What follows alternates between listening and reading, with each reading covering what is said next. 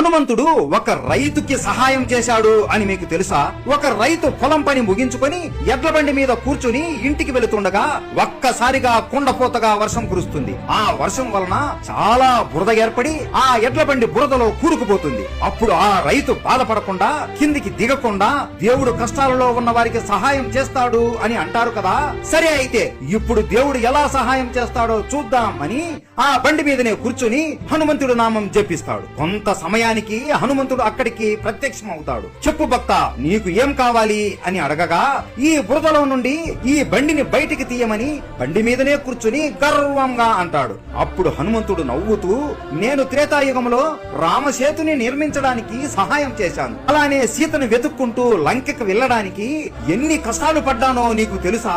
రాముడు దయ వలన నా ప్రయత్నాలకు ఫలితం లభించింది. అందుకే మంచి సేవకుడు అనే గౌరవంతో పాటు రాముడి ప్రేమను కూడా పొందాను.